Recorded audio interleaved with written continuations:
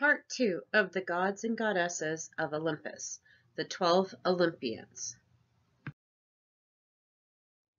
Zeus was everywhere, seen and unseen. He changed his shape as easily as he changed the weather. He moved the sun and the moon and put constellations in the sky. He protected everyone, gods and mortals alike. In anger, Zeus hurled his thunderbolt to punish those who deserved it. But he was also wise and fair, and generous with his praise. Zeus first married Metis, but he made Hera his queen. Zeus and Hera bickered constantly, for Zeus had many other wives, goddesses, nymphs, and mortals, and had many children too. Hera was jealous of them all. Hera was beautiful and headstrong. Zeus won her when he turned himself into a cuckoo and he flew into her arms, sheltered from the rain. Their wedding was so happy, it lasted 300 years. But things changed. Though Hera helped and advised Zeus and bore him children, jealousy darkened her days. She hated her husband's adventures. She schemed against his many wives and children and caused them to hide in fear. Once, in anger, Hera even dared to steal Zeus's thunderbolt, but his temper was stronger. He hung her up from the sky with anvils tied to her feet and freed her only when she repented. Hephaestus was born with bad luck. He was so weak and lame. Hera took one look at him and dropped him out of Olympus. He fell for a day and was rescued by the sea goddess Thetis and her sisters. They took him to their underwater grotto, and there he lived in secret. Hephaestus's body grew strong, though he could never walk. He became a master craftsman and made beautiful objects of gold in his smithy. Many he gave to the goddesses as thanks for their kindness. 9 years later, Hera saw Thetis wearing an exquisite brooch and demanded to know who had made it. When Hera heard it was Hephaestus, she regretted her actions. She called him back to Olympus, allowed him to marry Aphrodite, and created an even bigger workshop for him. Hephaestus became the worker of the gods. He made them golden palaces, chariots, weapons, and tools. For himself, he invented 2 golden maidens who helped him move about. His artistry was the pride of Olympus. Aphrodite had no parents.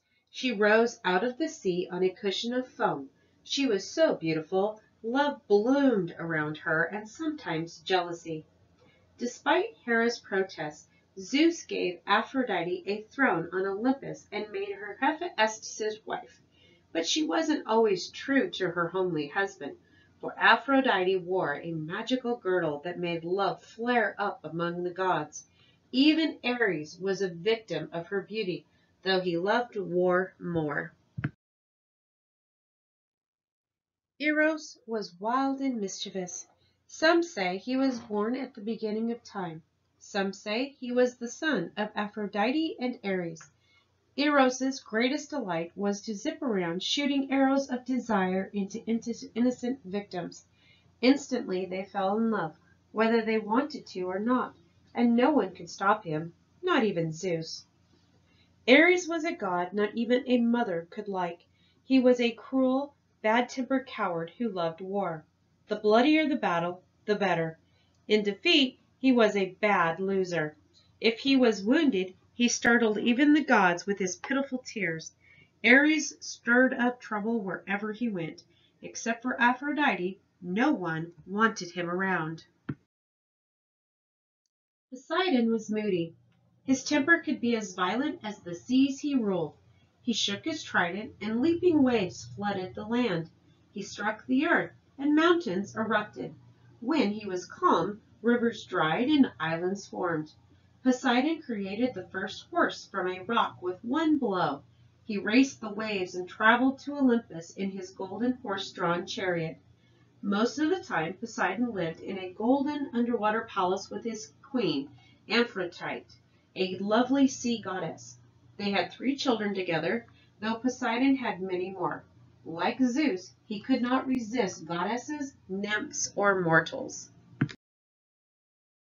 Athena had a most unusual birth. Zeus had been warned that if Metis bore a son, he would depose Zeus just as Zeus and Cronos had deposed their own fathers. Though Zeus needed wise Metis's advice, he took no chances. One day he lured Metis close with his sweet words and swallowed her. Soon after, Zeus was hit by a horrible headache. He howled for help. Hephaestus fetched his axe and split open Zeus's head. Out sprang Athena, armed for action. Immediately she became her father's favorite adviser. Athena was a warrior who hated war. She admired courage and fairness and sought peaceful ways to settle fights. She also invented many things: the flute, the trumpet, farm tools, and the olive tree. She taught the arts of cooking, spinning, and weaving. Athena had no time for marriage. Hermes was born ready for action.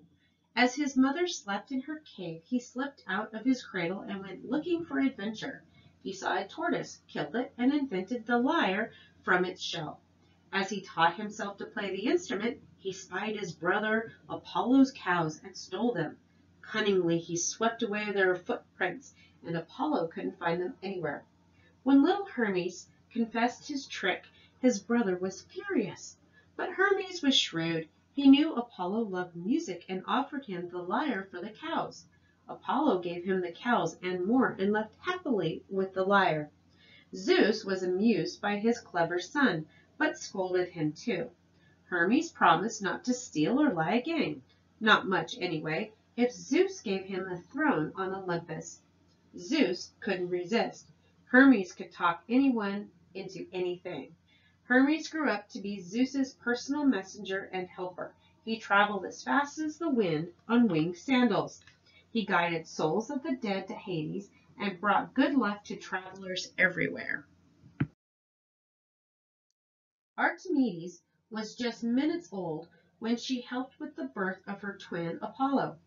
Jealous Hera had been chasing their mother Leto all over the world. Archimedes found her a safe place to rest, carried there by the south wind.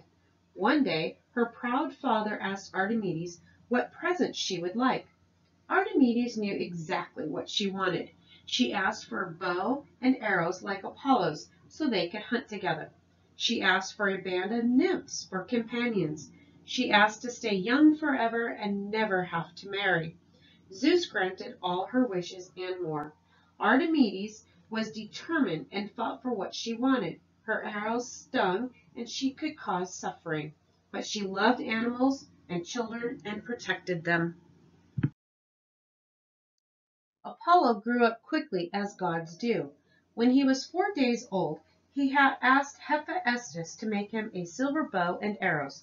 Then off he went to kill the dreaded serpent Python which Hera had sent to kill his mother. Apollo was dangerous with his arrows. He punished the guilty, sometimes with the help of Archimedes, his twin sister. They were close friends, and both were great archers. Yet Apollo was thoughtful.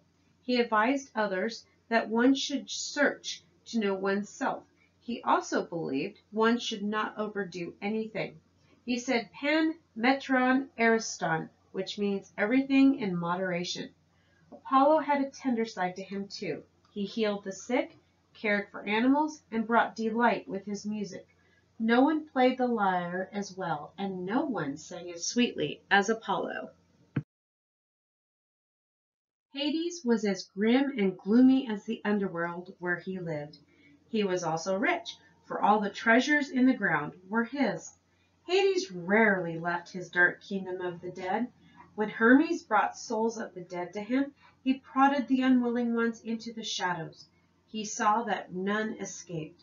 Cerberus, his three-headed dog, stood guard at the locked gate. But Hades grew lonely and wanted a wife.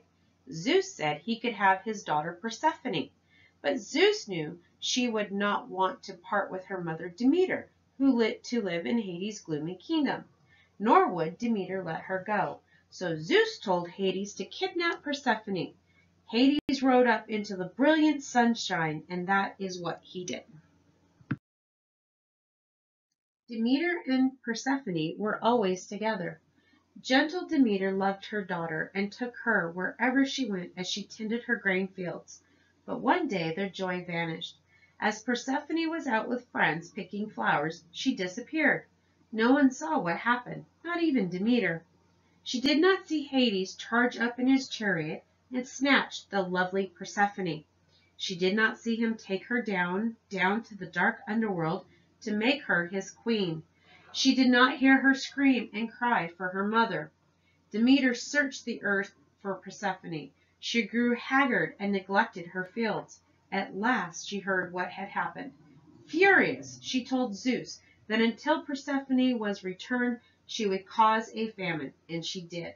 Soon fields grew barren, crops and trees withered, animals and people starved. Zeus saw that Demeter meant her words. He sent Hermes to fetch Persephone from Hades. But Persephone had been tricked into eating 4 pomegranate seeds, the food of the dead. That meant she could not leave Hades forever. For 4 bleak months a year, one for every seed, she had to return to the underworld as Hades' queen. Then spring came, the land turned green, and flowers bloomed, for Demeter and Persephone were together again. Dionysus's mother was struck dead by lightning before he was born. It was an accident caused by jealous Hera. Zeus rescued his unborn son and sewed him up in his own thigh, and there he stayed until he was born. Dionysus was hidden from Hera's sight and was raised among nymphs and wild animals. But eventually Hera found him and drove him mad.